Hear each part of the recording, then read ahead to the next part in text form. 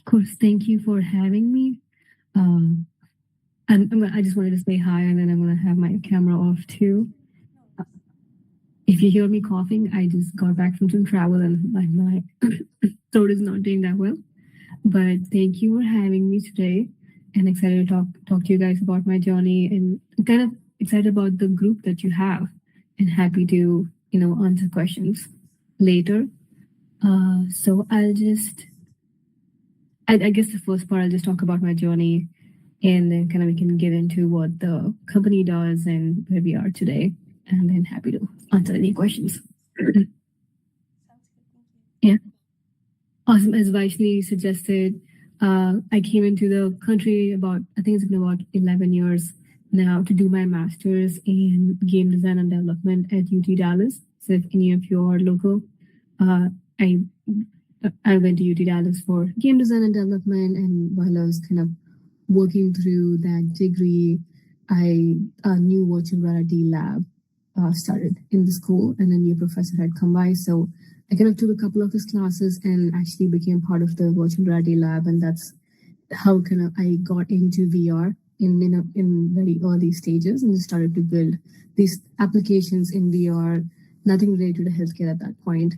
And then I worked for a little bit, and if there are any immigrants right here, sometimes your H1B is not easy to get. I did not get my H1B, and the degree was such that you had only one try. So I did go back to school to do my PhD under the same professor, because I really liked working in that lab. And that's when I kind of started to build.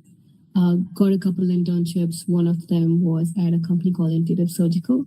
They make robots for surgery, and that kind of opened my eyes into like how I could use my gaming skills and virtual reality skills in healthcare. And it's around that internship is when I decided I wanted to do something in healthcare.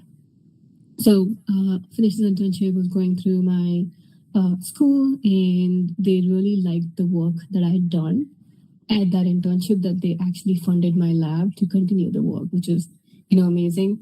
Even after I left, so that was great to know. That kind of opened my eyes into, look, there is something that I can provide here, and then people are interested.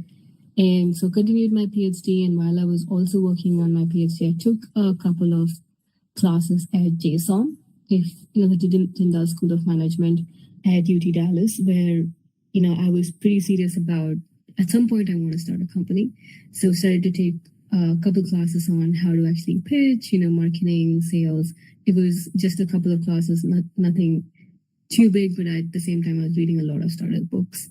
And so while I was still working on my PhD, I got a random email one day from a person that wanted to add VR for the patients at his clinic.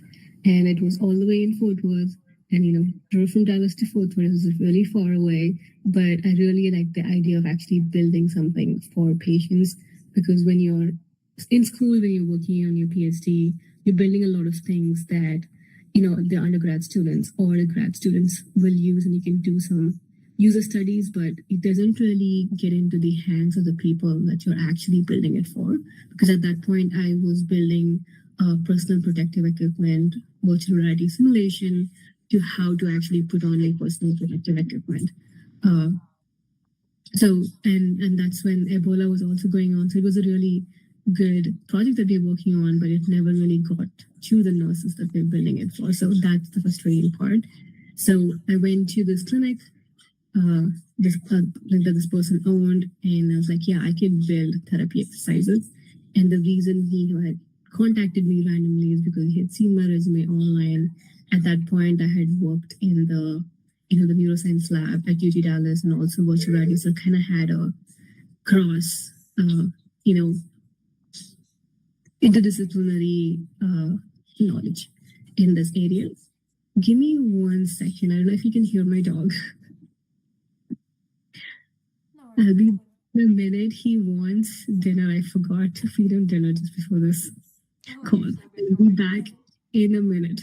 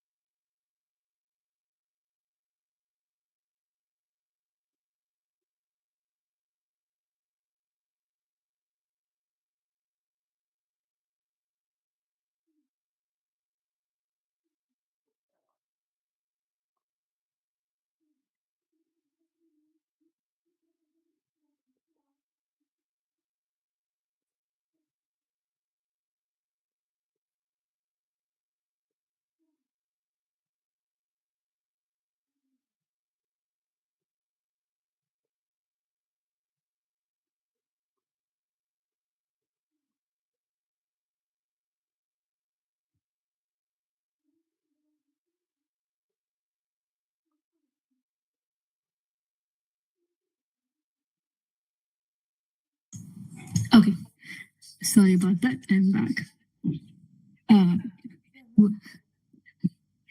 Uh, so I think where was I went to meet with this person in the clinic, and just started to build these therapy exercises. And the reason he had contacted me was his son had an anoxic brain injury, and he was doing whatever he could to help his son out.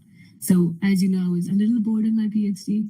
Uh, I was like I could do more, so I started to create these therapy exercises for the patients at the clinic, and it felt like I was building something that somebody could actually use. And I still continued to work on my PhD and the work I was doing at school, which is different from the work I was doing at with this at the clinic. And then around that time, there was something called the Big Idea Competition. If any of you from UT Dallas, you'll know about that. And I was kind of looking for advisors to, I didn't know everything about uh, starting a business, or like working on a project or working on anything. So I went to an advisor, and they really encouraged me to apply for the Big Idea Competition, and I did, and won that competition that year. So that kind of really validated what I was working on. So at the end of that year, I did drop out of my PhD and started working on this full time in the clinic.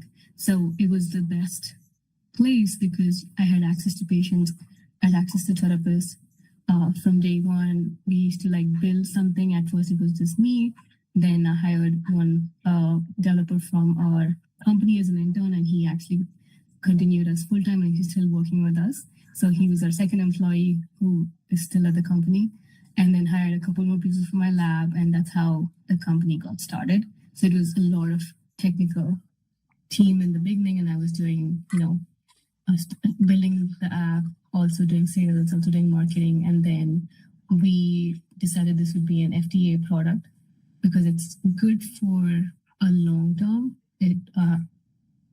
In case there are reimbursement that come out later, so that it takes a few years, but it's good to decide early on which pathway you want to take. So the FDA regulated process is harder, but it actually helps us get into hospital systems and everything else. So that would be kind of the gist of my story and how this company started. I'm just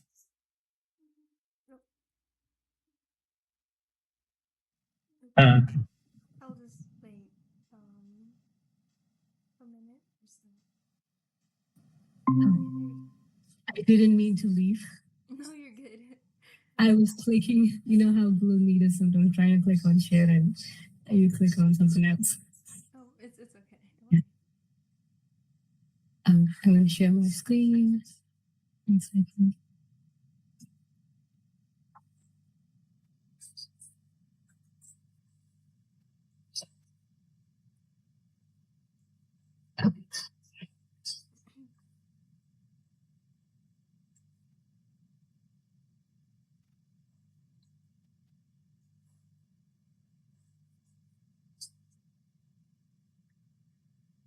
Okay, I wanted to share the audio. To share the audio, it wants me to share a Chrome tab.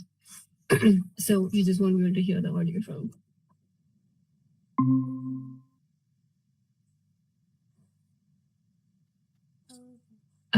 So just talking about, when you think about virtual reality, everybody thinks about gaming.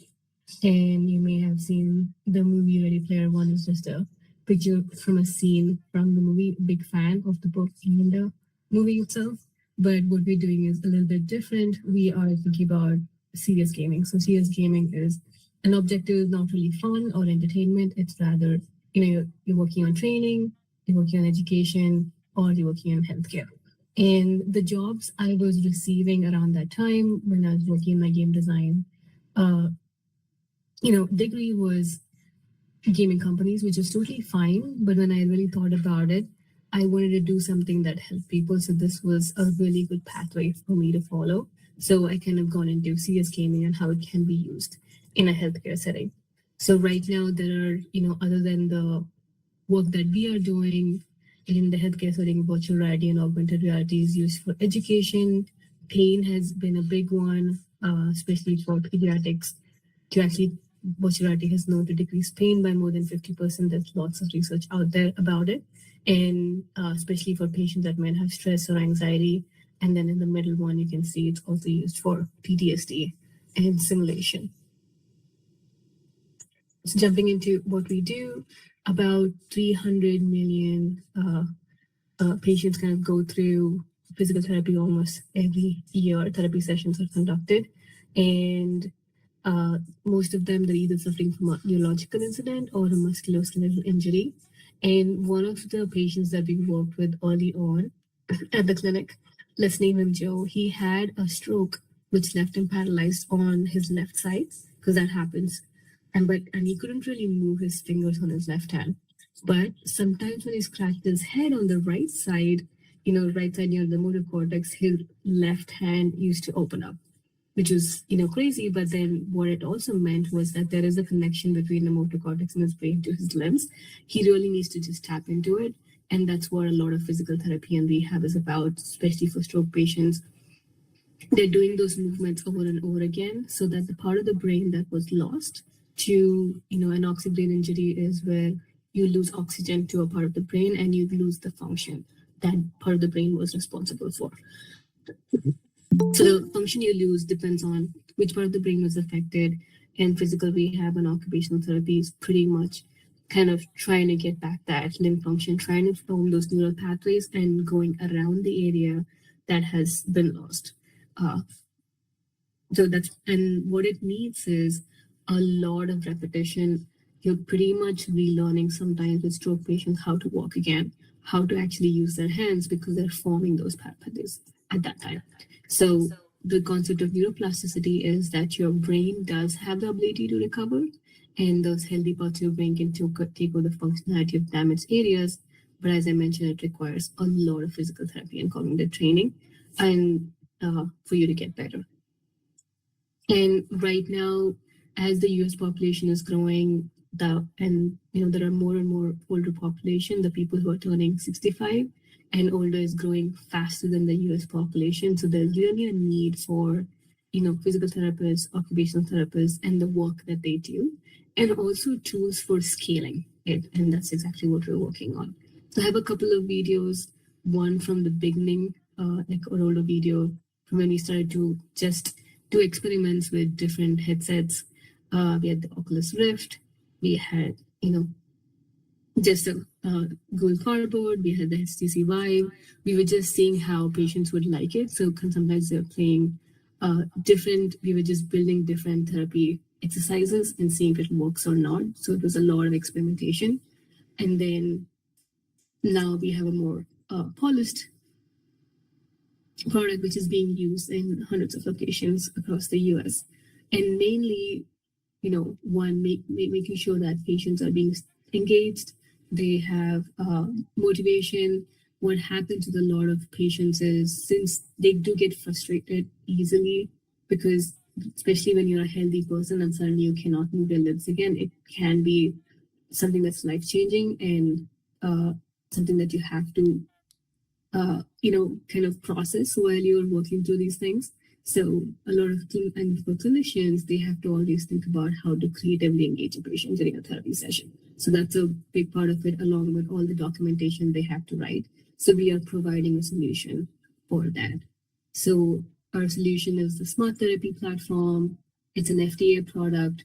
And then right now we're in hundreds of locations, 50 plus institutions. These are large healthcare systems across the US, skilled nursing facilities, and also the VA is a big customer of ours. We do also work with a lot of universities and colleges to actually bring this into their curriculum so they can teach the next generation of students about these skill sets.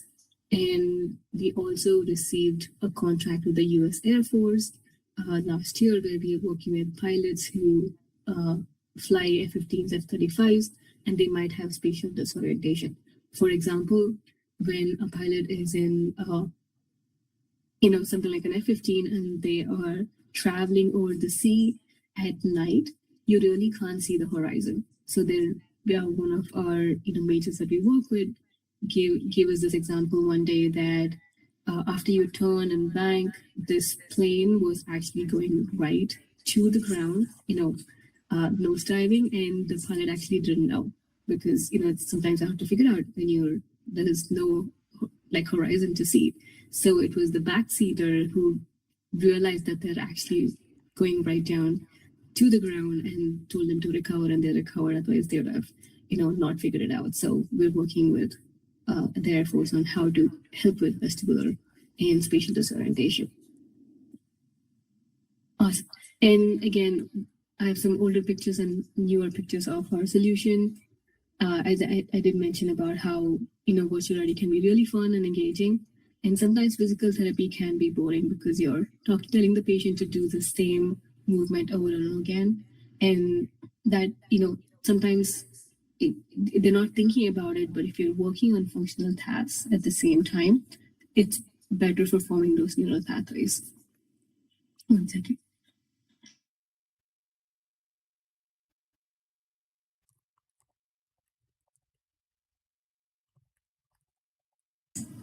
Sorry, I had to drink some water.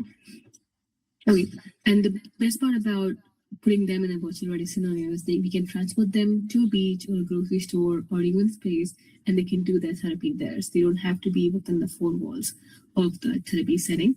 And there is visual, tactile, and also sound feedback. So you're working on many different senses at the same time and integrating those senses into what they're doing. And we've seen one thing that we see over and over again when our patients are in VR is they end up doing a lot more in VR. Like their movements in VR is much more bigger and their range of motion is better than in just real life if they're able to see their limbs. So what happens is they forget what their limitations and inhibitions are. And they're just concentrating on a certain exercise and they end up doing more. And we've seen this happen over and over again. So here's one example of one of our exercises. So here, this seems like a simple one, but it's one of our most popular exercises for balance. We had a patient that, was again, had a stroke on the right side, so her left side was paralyzed, and she couldn't really feel it. So when you're also paralyzed on one side, you can't really feel that side. So the therapist was working on weight shifting. He was telling her to weight shift, put all of the weight on that affected side, but she could not feel it, but she wouldn't do it because, she's scared that she would fall. So we built this particular exercise, and there's, as soon as the cannonball is being shot at her, she started to actually weight shift without thinking about it. So that's the power of being immersed in a therapy scenario. And here's an example of a younger patient with TBI who's working on that weight shifting at the same time, holding on to a paddle bar. Let me know if you guys can hear the sound. I do not, actually, but I think it's okay. You said you cannot, right? No. I also cannot. Okay. There's no option we'll need to share sound. Oh, so I can just, what he's saying right here is, this kid is actually working on stand intolerance. And I do have like a full case study about her. She had a lot of dizziness, and for her, it's really, really hard to actually stand up for that long. And the therapist talking about how she's tolerating standing for much longer being in VR than if she didn't actually have the headset on. So that was one of the things. And then she has a lot more power when it comes to like just standing up and sitting down because she actually wants to get back into a session. So that's what he was talking about right here. And one of the other things that we've seen is like just motivation with patients. When you've had this stroke incident or a spinal cord injury, every day just seems like a drag. And then, you're not motivated every day to do your therapy session. And one of the jobs of the physical therapist is to motivate you. But when they see about 8 to 10 patients per day and back to back, by lunch, they are tired because it's a very physically demanding job.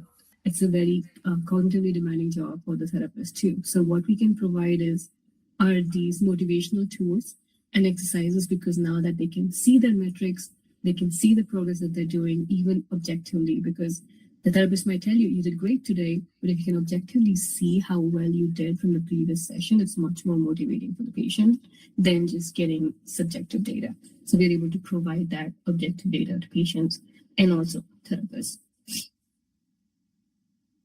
So this particular patient is working on the particular exercise I just showed, where she's actually dodging the cannonballs. And here, you can see how much she's moving. This particular patient had a spinal cord injury, and she's getting better.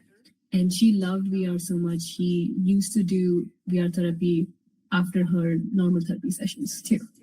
And she actually kept getting much better and made a lot of progress. Because again, she was really, really motivated to get better. As I mentioned, distraction for pain, especially for patients that may have had just injuries like a shoulder injury, a hip injury, or right after the surgery. You may not want to actually even just move your shoulders or any of your limbs, but VR can really distract you from pain. So we have a few mental health modules and stress and anxiety modules where one, you can walk around, pet animals. It seems like fun, but actually it's extremely relaxing when you're able to pick up apples from a tree, pet animals, you get haptic feedback. It really, increases your dopamine. We also have fishing scenarios, box breathing, which is breathing and guided meditation scenarios in our exercises too. So here's a couple examples of patients again. So this is one of our patients from the VA. He had plateaued in his therapy sessions. That does happen to patients a lot because, they might be progressing, but, again, depends on the creativity of the therapist. But there are times that they just plateau and they're just not progressing. And it's frustrating for both the patients and even the therapist too. But so they put the VR headset on him and he just had the best time. And he actually broke through that plateau that day. He did therapy for a longer amount of time, had fun doing it, and actually increased his upper extremity movement. And here's another patient where he lost his arm during, blast while he was serving as a veteran, serving in the military. And they're really trying to activate his deltoids, his upper arm right there. And there's really not much you can do. You can help him move him up and down, but what else could you do? So they actually strapped the controller to his upper arm and he worked on a limb-based therapy exercise. And he's a gamer, so he used VR for, the rest of the sessions too. So he had a really good time. Here's one of our other scenarios where there's usually a story behind almost every therapy exercise that we've built because it came from the patients or the therapist asking us this in the clinic that we started in. So this particular exercise came about when one of our stroke patients, her goal was to go grocery shopping with her grandkids. And that's why we built this particular solution. And so what they can do is, once you have a stroke incident, it's not just limb functions that you lose sometimes. Depending on the part of the body that was affected, emotional regulation is also difficult. So sometimes people are actually scared to go back into areas that have a lot of people, have a lot of things, or navigating, a grocery store. So now they can actually have all of that simulated in a safe space and do all the movements, work on the limb function, work on, encoding that limb function into their memory and right here in virtual reality. And you can see how this patient is, picking up an item and putting it to God. Look how further she's actually bending forward. That doesn't happen if she didn't have a virtual reality headset on. She'd be too scared to bend that, bend so much in her wheelchair. And that's one of the things that the clinicians told us. And we can also turn it into a memory and cognition exercise at the same time. So lots of benefits. A couple more, I'm just showing more videos of patients using because, that will show the application of the exercises itself. So here's one where they're on a reciprocal movement bike. This is something that's used very frequently, especially for a lot of patients, again, who are learning how to walk again, or just, in an older population setting, like a skilled nursing facility, they're working on their ambulation. So now he feels like he's on the beach, and he doesn't have to be like look at the four walls. And now he can be walking on the beach instead. Here's in the scenario where they're working on his gait training and distance goals. So the therapist is actually has a VR headset on. They're picking up coins, so they're gamifying the walking task instead of just walking in place or just walking up and down the hallway. Now they can objectively show, this time they picked up 60 coins. Maybe in 60 seconds, maybe the second time he'll pick up like 120 coins in 60 seconds. So there's objective data on how they're doing. And here's another one where we have a 91-year-old patient, working on a rhythm-based exercise. I wish you could have heard the sound from this one. It's really, really great. Let me see. So she's saying, "Oh wow, look at that." And she said, "Oh boy, oh boy."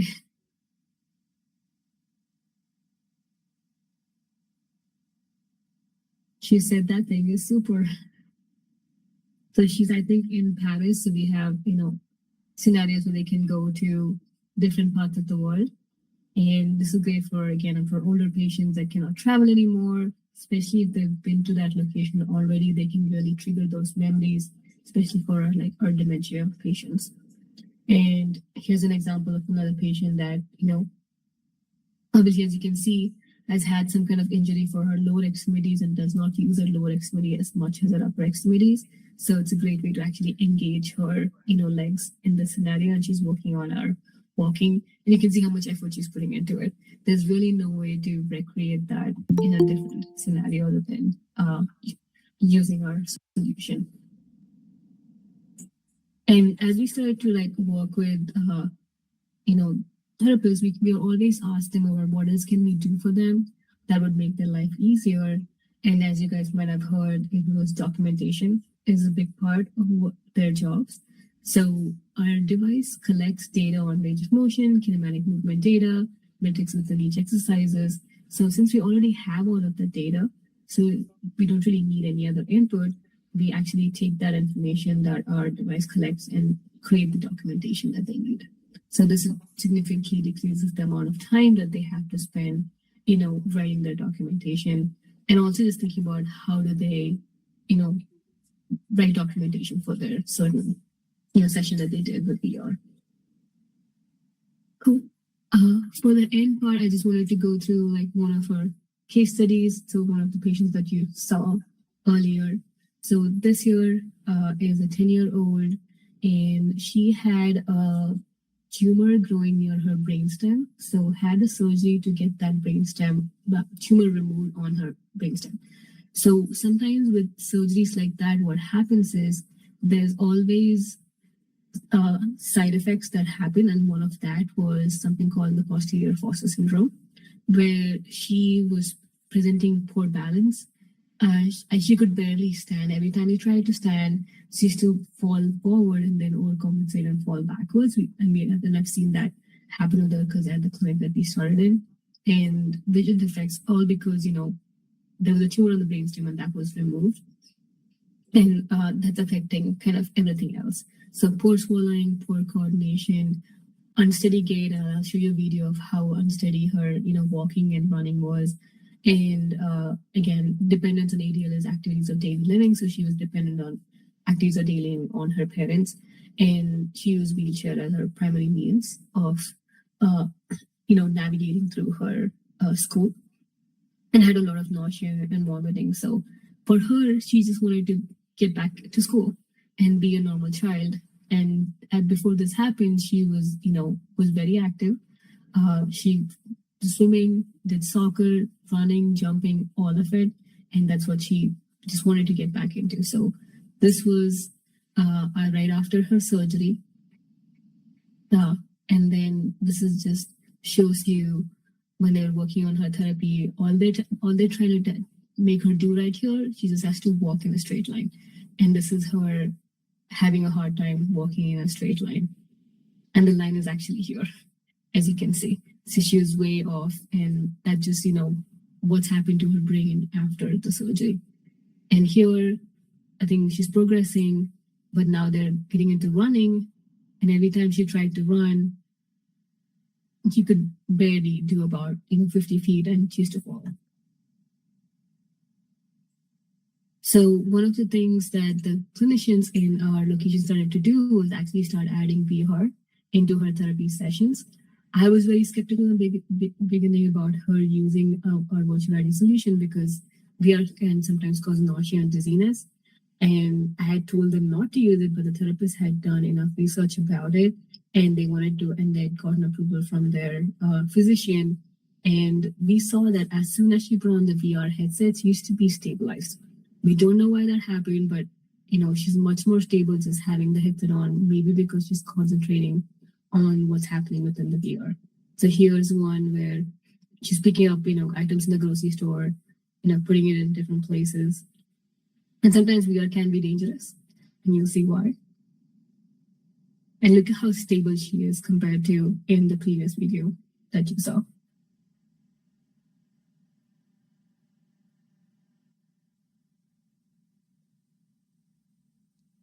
And as I mentioned, you'll have to be careful with VR. So she hit the therapist. So that's something the therapists have to just, be careful about. And this was her 7 months later. So VR was incorporated into her therapy sessions every day after, just seeing how well she responded to it.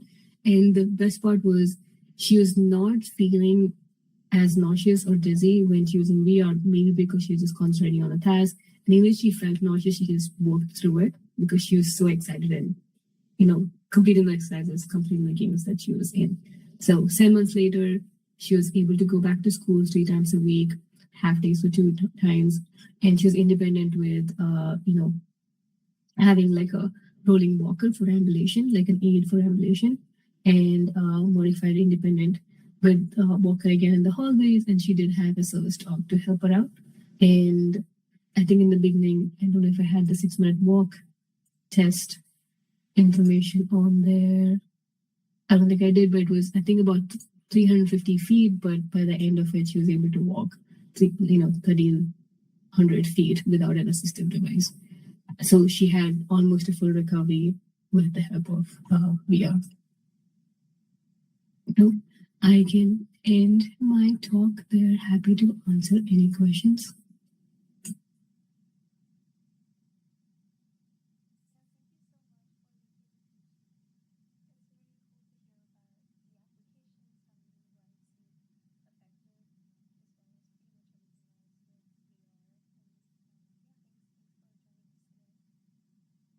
Yeah, of course. Thank you for having me.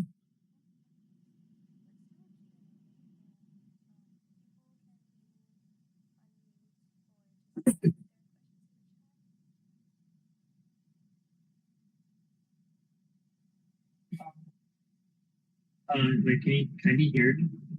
Yeah. Okay.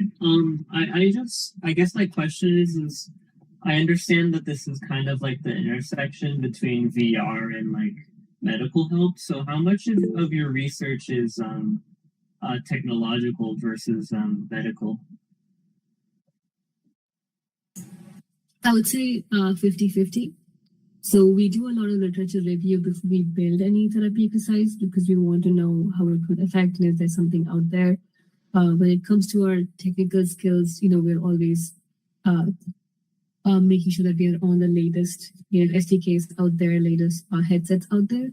So we do, I would say 50-50 in our case, and we're always iterating through our exercises. So when you build a new scenario, it's never the final version. It goes through several iterations before we get to a point where it's good. So the R&D is pretty constant when it comes to the technical side of things. And then before we build anything, we ask a lot of questions to clinicians. Is this something that they would like to see? And then one of the, with these therapy environments, we have to make sure that we don't build anything that causes nausea or dizziness to patient, making sure our frames per second are really high so it doesn't cause any latency, especially with our patients that have strokes and brain injuries. So something for us to keep in mind. And the hardest part is making sure that somebody that's not able-bodied, because it's easy to build something for somebody that, the limbs work, normally, but it's harder to build things for somebody who's wheelchair bound, has limited range of motion. So all of that kind of goes into both R&D and the research and the technology side. Makes sense. Yeah, answered your question. Thank you. Yeah, that did. Thank you.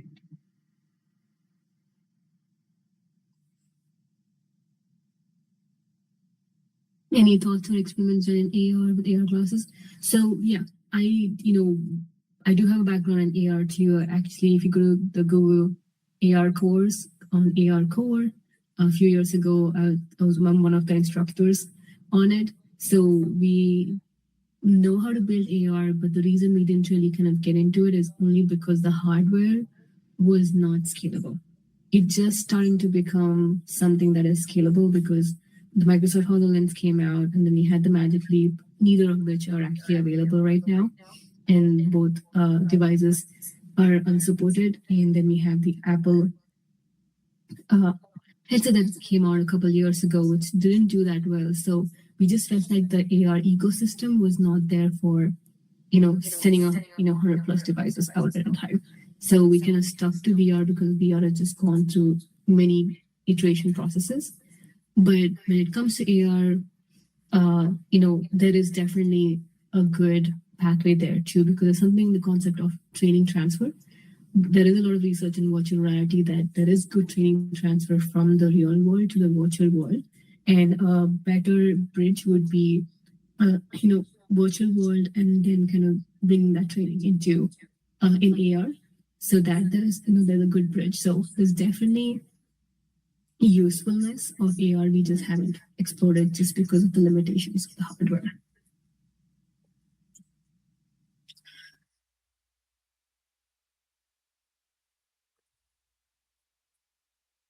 Okay, I'm reading the next question. First of all, thank you for you and your team's work. Thank you, Armani. Inspiring. I can see how you were drawn to it. How do you manage non-VR hardware in your therapeutic sense, like bars, straps, etc.? Do you have any mixed reality tracking that uses computer vision? So with the hardware, like the bars and the straps, and we also have, exercises that people can do, reciprocal movement bikes, standing frames, all of that. In the beginning, we thought we would need, tracking, but realized that the more trackers you add, the less the device gets used because the setup time just goes up. So we figured out a way to be able to use other equipment without really adding more work to the therapist. So we do have, as you saw in some of the videos that I showed, they're using other equipment in the clinic, but you don't really have to add any extra trackers on it. So we were able to figure that out from software and how to do that. So we didn't really have to use, for the external things, we didn't have to use computer vision. Do you foresee using spectacle glasses now that they're popular, as we are still better suited computer needs? The spectacles and glasses that are coming out with Meta's Ray-Ban, it's mostly, as you know, it's more of a heads-up display, and then doesn't really have spatial tracking. So what we do need is spatial tracking for augmented reality. And then, because these worlds are virtual and we also need 60 degrees of freedom tracking in the controllers. There are controllers out there that can just do gestures, but that won't work for us because we need full range of motion. And that's the reason we're not on spectacles or glasses right now, because it's very, very limited for the work that we're doing. It would be fine for maybe when you have scenarios that are just passive viewing, like 360 videos. So it doesn't make sense for us unless I've been excited about Meta's Orion glasses. I've kind of had seen previews of it where there's also full AR and full spatial tracking of the environments. Then you definitely move to like a glasses or spectacles. I just don't think the hardware is there yet for what we're doing.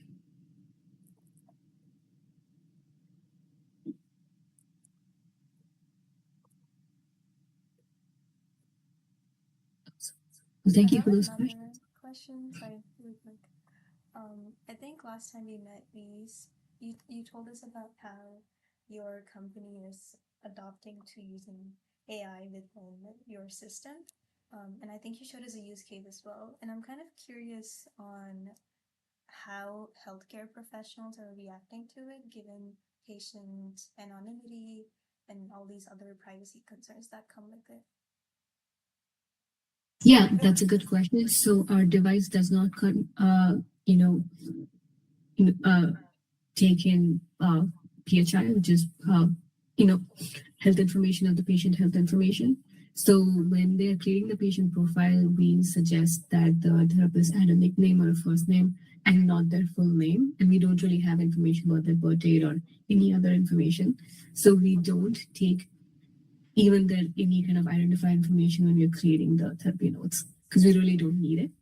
It's mostly just data from how they did their therapy session, and we really can't identify the patient. So they've been totally fine with how the AI creates notes.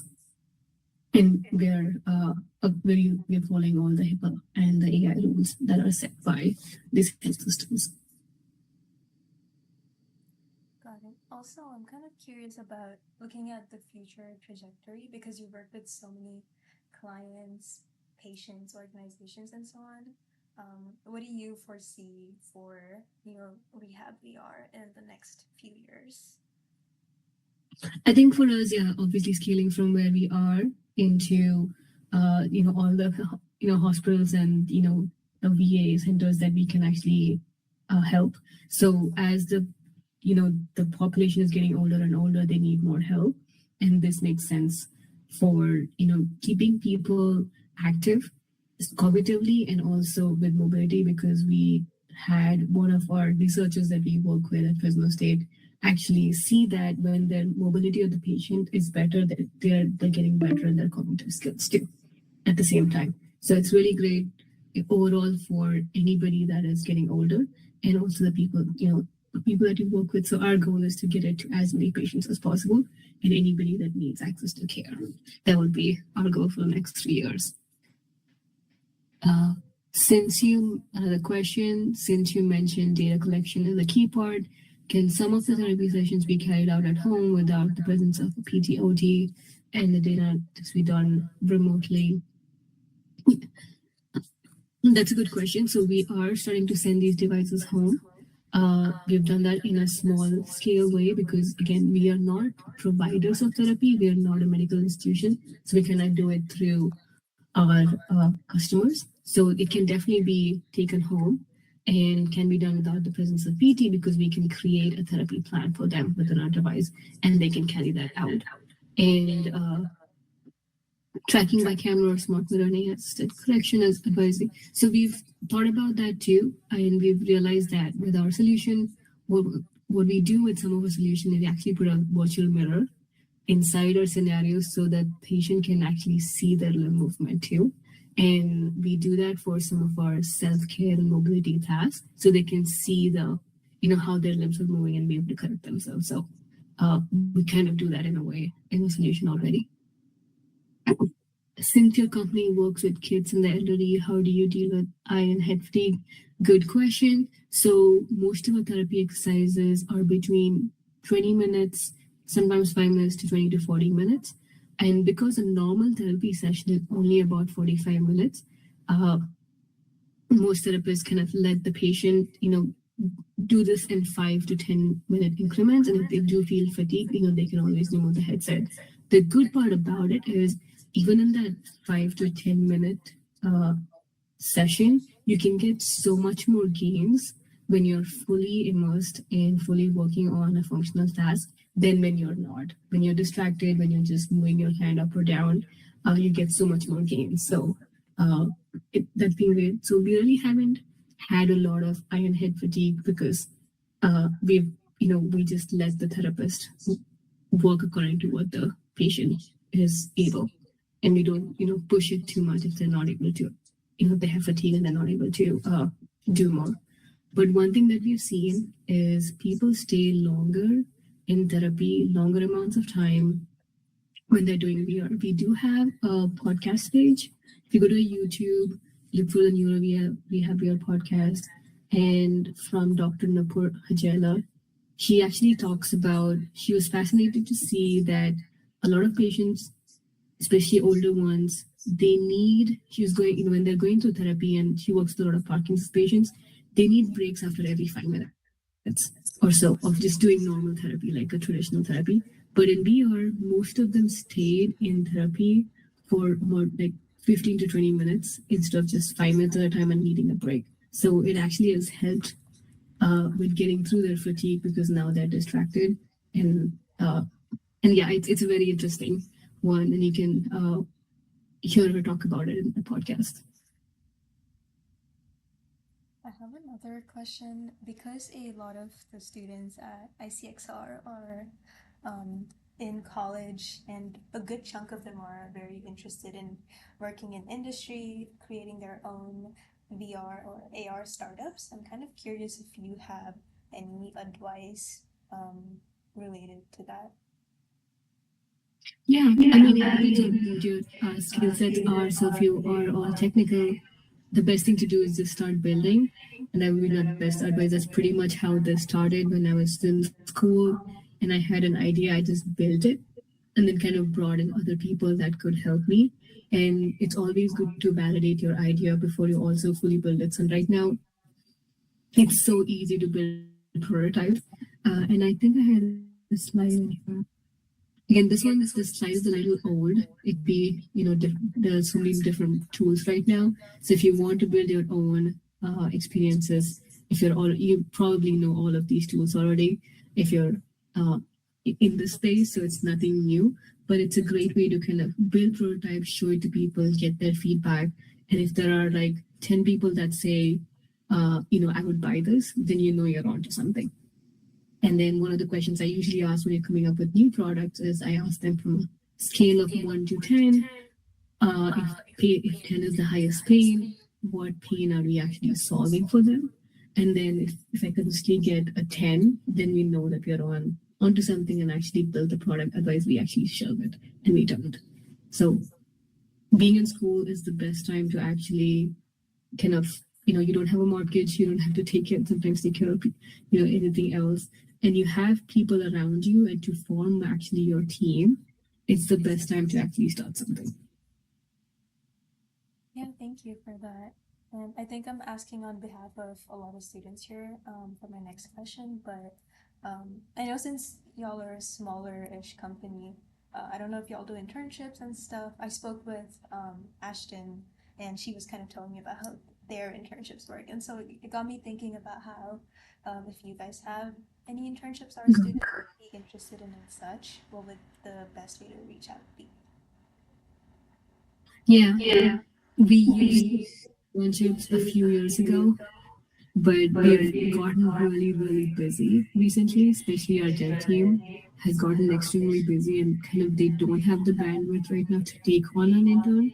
But, please send your resumes and I can always send it to you if you're looking for something on the dev team. And if you're looking for something on the business team, you can send it to me and I can take a look and see uh, if you guys can provide any help if we have some open. Yeah. Yeah, thank you so much. Do we have any more questions? Okay, it doesn't seem like it. I think that's mostly it from our end. Do you have anything on your end, Rena? No, I really enjoyed talking to you guys. Of course, thanks So for if you have joining. something else to say.